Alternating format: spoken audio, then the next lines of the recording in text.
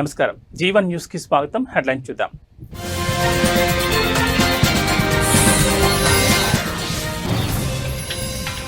మరోసారి ప్రత్యేక దౌత్య శైలిని ప్రదర్శించిన ఇటలీ ప్రధాని. సంప్రదాయంలో 2 చేతులు జోడించి నమస్తే అంటూ అభివాదం.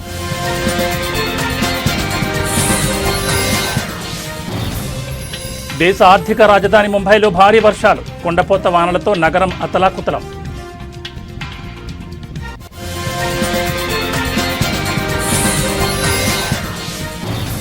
మహారాష్ట్రలోని సతారా జిల్లాలో దారుణం. అమానుషంగా ప్రవర్తించిన ఓ ఆటో డ్రైవర్.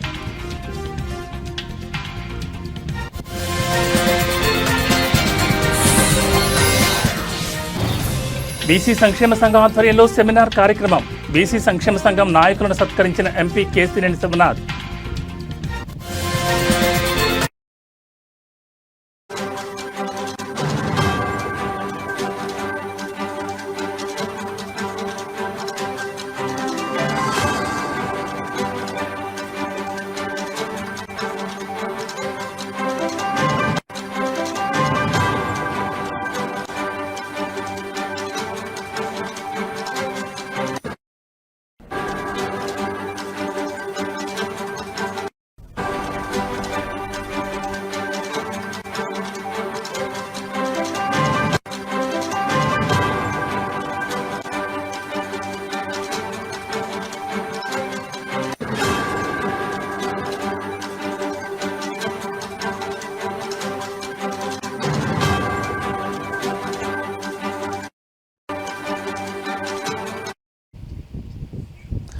బులెటిన్లో బ్రేకింగ్ న్యూస్ చూస్తున్నాం. ఇటలీ ప్రధాని జార్జియా మెలోని తన ప్రత్యేక దౌత్య శైలిని మరోసారి ప్రదర్శించారు.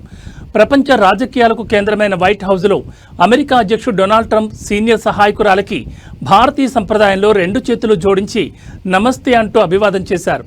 సాధారణంగా కరచాలనాలు, లాంఛనప్రాయ పలకరింపులు ఉండే అత్యున్నత స్థాయి సమావేశంలో ఆమె చేసిన ఈ పని అందరి దృష్టిని ఆకర్షించింది.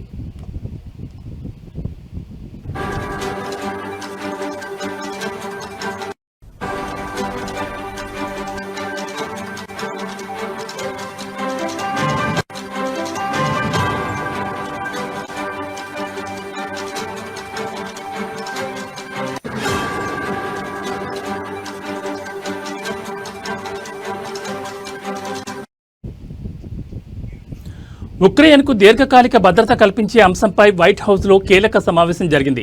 ఈ చర్చల్లో పాల్గొనేందుకు వచ్చిన మెలోని ఈ విధంగా పలకరించి ప్రత్యేకంగా నిలిచారు. మెలోని ఇలా నమస్కారం పెట్టడం ఇదే మొదటిసారి కాదు. గత ఏడాది జూన్లో ఇటలీలో జరిగిన G7 సదస్సులో భారత ప్రధాని నరేంద్ర మోడీ, బ్రిటన్ ప్రధాని రిషి సునాక్, యూరోపియన్ కమిషన్ అధ్యక్షురాలు ఉర్సులా వాన్ డెర్ లేయన్ వంటి పలువురు ప్రపంచ నేతలకు ఆమె ఇదే రీతిలో నమస్కరించి వార్తల్లో నిలిచారు.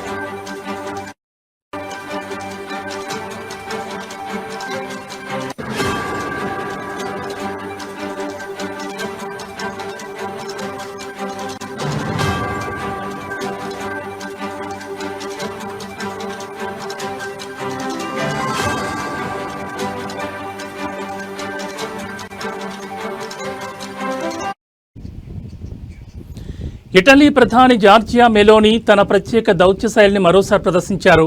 ప్రపంచ రాజకీయాలకు కేంద్రమైన వైట్ హౌస్లో అమెరికా అధ్యక్షుడు డొనాల్డ్ ట్రంప్ సీనియర్ సహాయకురాలకి భారతీయ సంప్రదాయంలో 2 చేతులు జోడించి నమస్తే అంటూ అభివాదం చేశారు. సాధారణంగా కరచలనాలు, లాంఛనప్రాయ పలకరింపులు ఉండే అత్యున్నత స్థాయి సమావేశంలో ఆమె చేసిన ఈ పని అందరి దృష్టిని ఆకర్షిస్తోంది. ఉక్రెయిన్కు దీర్ఘకాలిక భద్రత కల్పించే అంశంపై వైట్ హౌస్లో కీలక సమావేశం జరిగింది. ఈ చర్చల్లో పాల్గొనేందుకు వచ్చిన మెలోని ఈ విధంగా పలకరించి ప్రత్యేకంగా నిలిచారు. మెలోని ఇలా నమస్కారం పెట్టడం ఇదే మొదటిసారి కాదు. గత ఏడాది జూన్లో ఇటలీలో జరిగిన G7 సదస్సులో భారత ప్రధాని నరేంద్ర మోడీ, బ్రిటన్ ప్రధాని రిషి సునాక్, యూరోపియన్ కమిషన్ అధ్యక్షురాలు ఉర్సులా వాన్ డెర్ లేయన్ వంటి పలువురు ప్రపంచ నేతలకు ఆమె ఇదే రీతిలో నమస్కరించి వార్తల్లో నిలిచారు.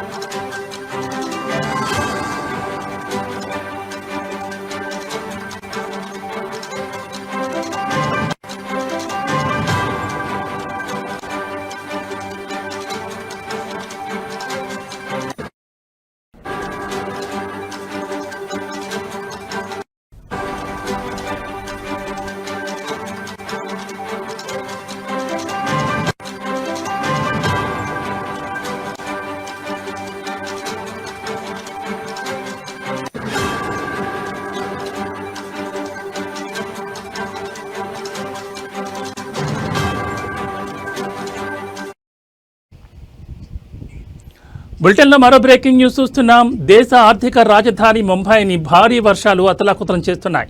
ఈ తెల్లవారుజాము నుంచి ఎడతెరిపి లేకుండా కురుస్తున్న కుండపోత వానతో నగరం అతలాకుతలమైంది. జనజీవనం పూర్తిగా స్తంభించిపోగా భారత వాతావరణ శాఖ ముంబై నగరానికి శివారు ప్రాంతాలకు రెడ్ అలర్ట్ జారీ చేసింది.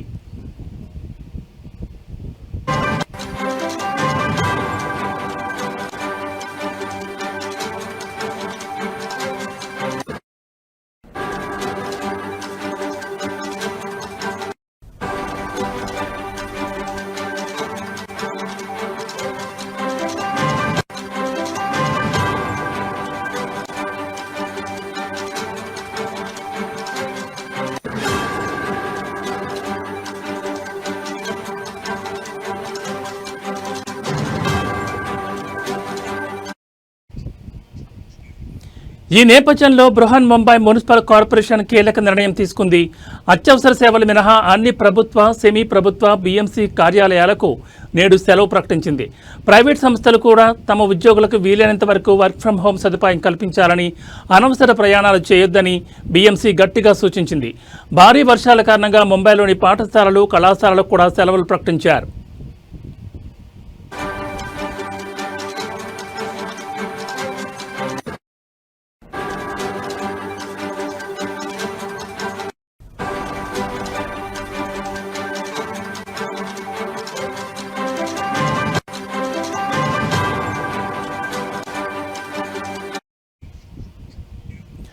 భారీ వర్షాల ప్రభావం రవాణా వ్యవస్థపై తీవ్రంగా పడింది. సెంట్రల్ రైల్వే లైన్లో రైళ్లు 20 నుంచి 30 నిమిషాలకు పైగా ఆలస్యంగా నడుస్తున్నాయి. ముంబై విమానాశ్రయం నుంచి బయలుదేరాల్సిన 155 విమానాలు, నగరానికి రావాల్సిన 102 విమానాలు ఆలస్యమైనట్లు ఫ్లైట్ రాడార్ డేటా వెల్లడించింది. వర్షాల కారణంగా కార్యకలాపాలకు ఆటంకం కలుగుతోందని, విమానాల రాకపోకల్లో జాప్యం జరుగుతోందని ఇండిగో సంస్థ కూడా ఒక ప్రకటనలో తెలిపింది.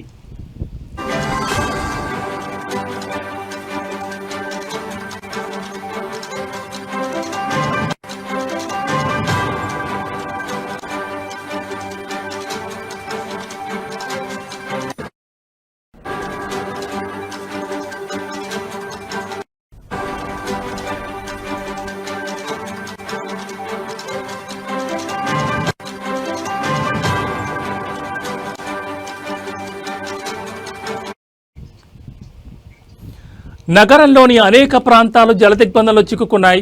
అంధేరి వెస్ట్లోని ఎస్వి రోడ్లో వాహనాల రాకపోకలు పూర్తిగా నిలిచిపోయాయి. సియాన్లోని Gandhi market, Dadar TT, Mumbai central వంటి ప్రాంతాల్లో రోడ్లు చెరువులను తలపిస్తున్నాయి.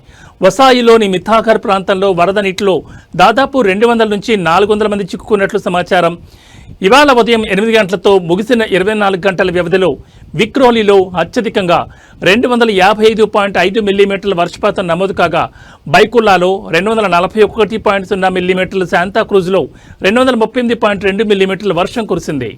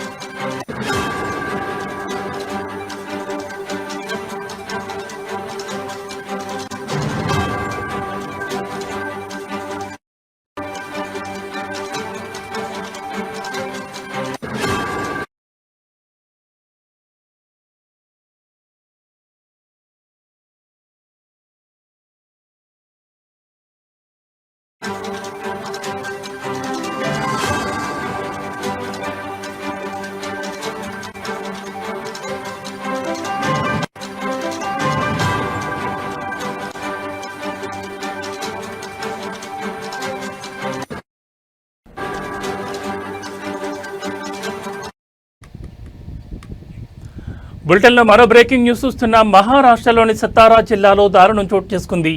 మద్యం మత్తులో ఓ ఆటో డ్రైవర్ అమానుషంగా ప్రవర్తించాడు. జరిమానా తప్పించుకోవడానికి ఆటోను ఆపకుండా తీసుకెళ్లాడు.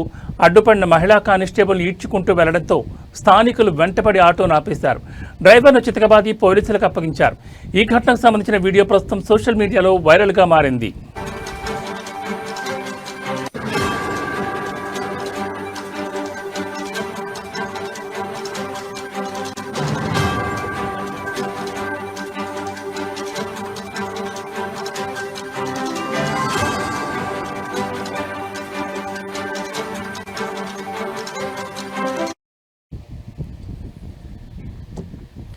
సతారా నగరంలోని ఓ కూడలి వద్ద ట్రాఫిక్ పోలీసులు వాహనాల తనిఖీలు చేపట్టారు.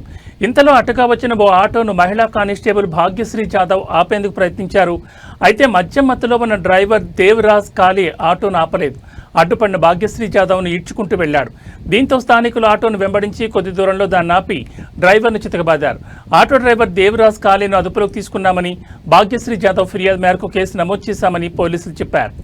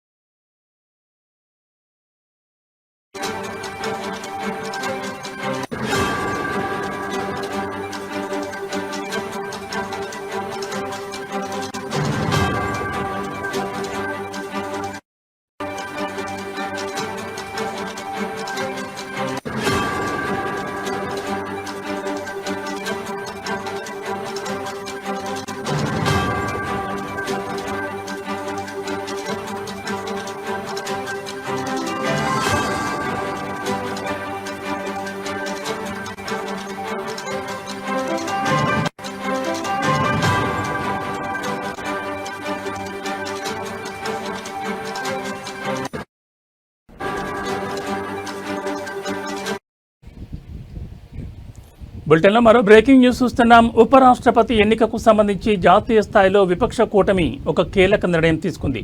తమ అభ్యర్థిగా సుప్రీంకోర్టు విశ్రాంత న్యాయమూర్తి జస్టిస్ బి సుదర్శన్ రెడ్డి పేరును ఖరారు చేసింది. ఈ మేరకు కాంగ్రెస్ అధ్యక్షుడు మల్లికార్జున ఖర్గే ఒక ప్రకటన చేశారు.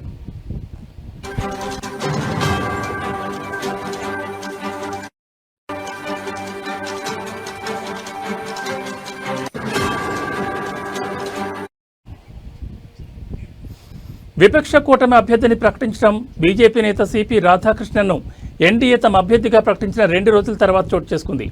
ఉపరాష్ట్రపతి ఎన్నిక సెప్టెంబర్ 9న జరగనుంది. నామినేషన్లు దాఖలు చేయడానికి చివరి తేదీ ఆగస్టు 21. గోవా మొదటి లోకాయుక్త చైర్మన్ 2007 జనవరి 12 నుండి 2011 జూలై 8 వరకు సుప్రీంకోర్టు న్యాయమూర్తిగా పనిచేశారు justice B Sudarshan Reddy. 2024 December 14న హైదరాబాద్ అంతర్జాతీయ ఆర్బిట్రేషన్ మధ్యవర్తిత్వ కేంద్రం ఐఎంఎంసి శాశ్వత ట్రస్టీగా బాధ్యతలు చేపట్టారు. బి సుదర్శన్ రెడ్డి 37వ హైదరాబాద్ జాతీయ పుస్తక ప్రదర్శన పర్యవేక్షించడానికి సూచనలు ఇవ్వడానికి ఏర్పాటు చేసిన కమిటీకి సలహాదారుడిగా నియమితులయ్యారు.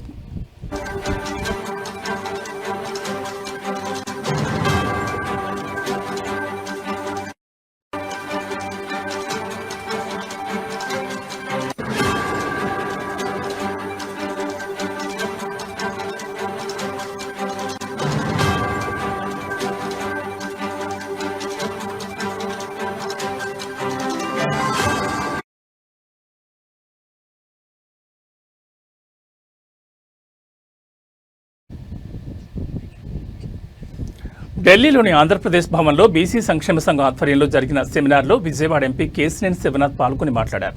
ఈ సందర్భంగా ఆయనను జాతీయ బీసీ సంక్షేమ సంఘం నాయకులు సత్కరించారు. విజయవాడ పార్లమెంట్ నియోజకవర్గంలో బీసీ కమ్యూనిటీ హాళ్లలో యువతకు ఉపాధి అవకాశాలు పెంచేందుకు స్కిల్ డెవలప్మెంట్ సెంటర్లు ఏర్పాటు చేయడానికి కృషి చేస్తానని ఆయన తెలిపారు. కేంద్ర రాష్ట్రాల్లోని ఎన్డీఏ ప్రభుత్వాలు బీసీల అభ్యున్నతికి కట్టుబడి ఉన్నాయని, వారి సంక్షేమానికి పథకాలను అమలు చేస్తున్నాయని ఆయన గుర్తు చేశారు. ఈ కార్యక్రమంలో బీసీ సంక్షేమ సంఘం జాతీయ అధ్యక్షుడు ఆర్ కృష్ణయ్య, రాజ్యసభ సభ్యులు బీద మస్తానరావు, పాకా వెంకట సత్యనారాయణ, జాతీయ బీసీ సంక్షేమ సంఘం రాష్ట్ర అధ్యక్షులు వై నాగేశ్వరరావు యాదవ్, ఆంధ్రప్రదేశ్ ఇన్ఛార్జ్ యలగాల నూకానమ్మ యాదవ్ తదితరులు పాల్గొన్నారు.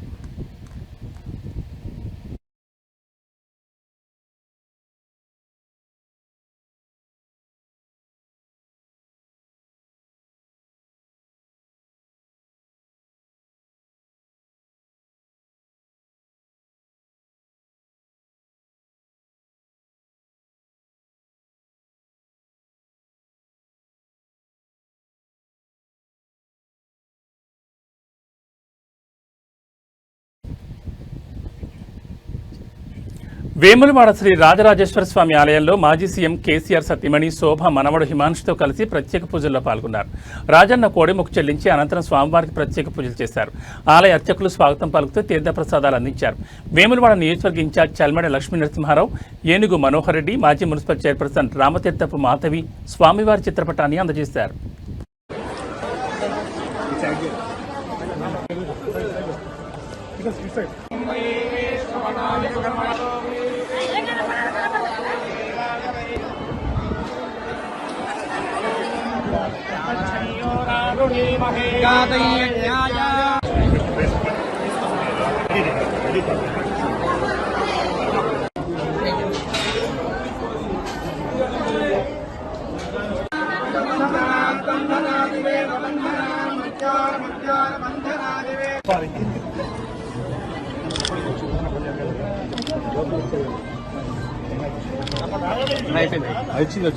వచ్చింది ఇట్లా ఇట్లా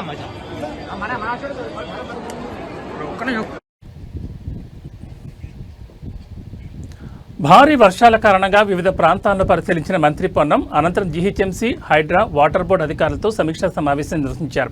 ట్రాఫిక్ సమస్యలు నివారించడానికి అన్ని చర్యలు తీసుకోవాలని ఆదేశాలు జారీ చేశారు.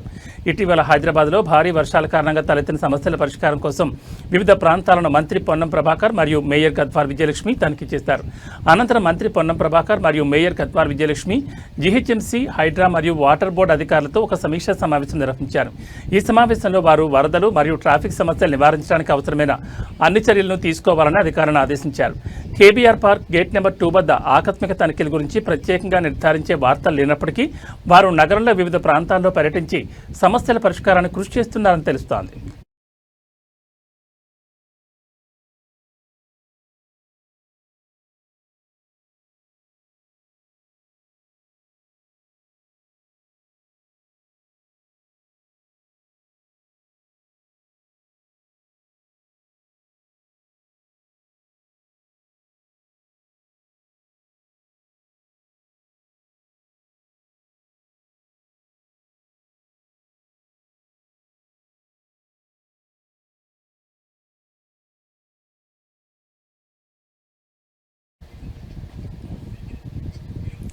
రాజధాని ప్రాంతంలో వరద నీరు నిలిచిపోవడానికి కారణం పశ్చిమ బైపాస్ నిర్మాణంలో అధికారుల నిర్లక్ష్యమేనని మంత్రి నారాయణ అన్నారు.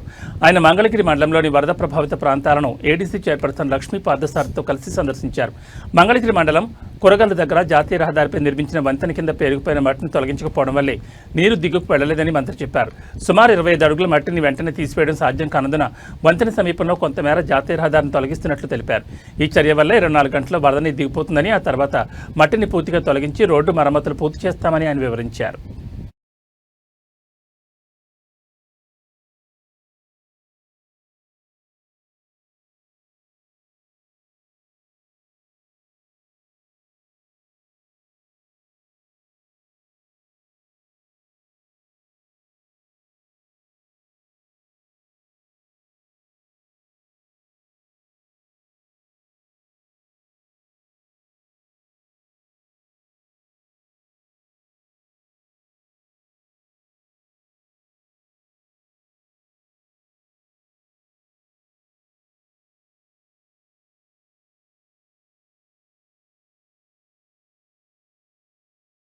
అమరావతి క్యాపిటల్ సిటీ అందరికీ నమస్కారాలండి.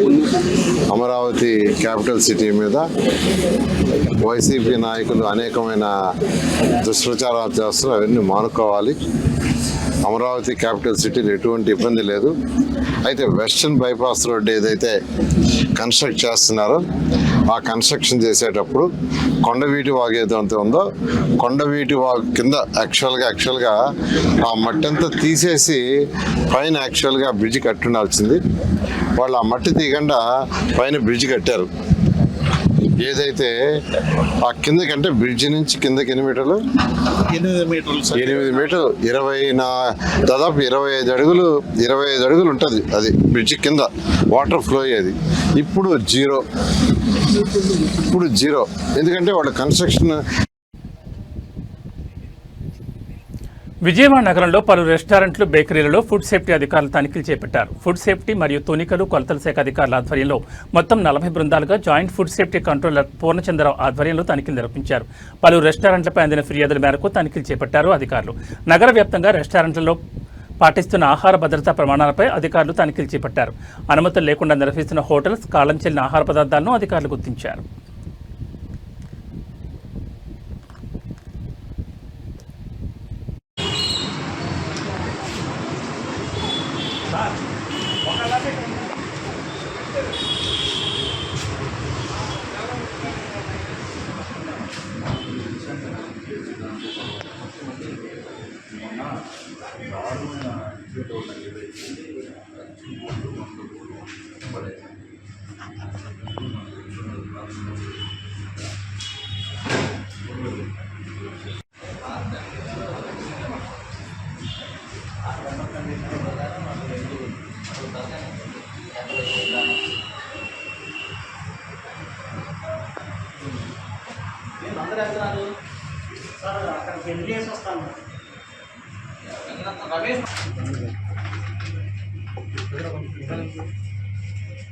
కొంచెం సైడ్ వచ్చాను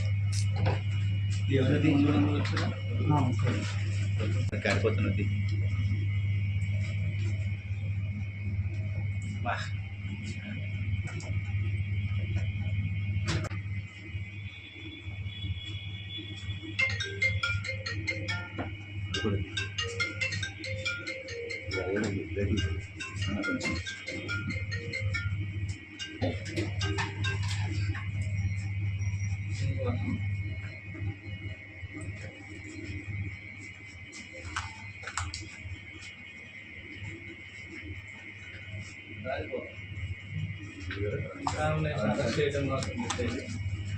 దాన్నే చేస్తున్నారు.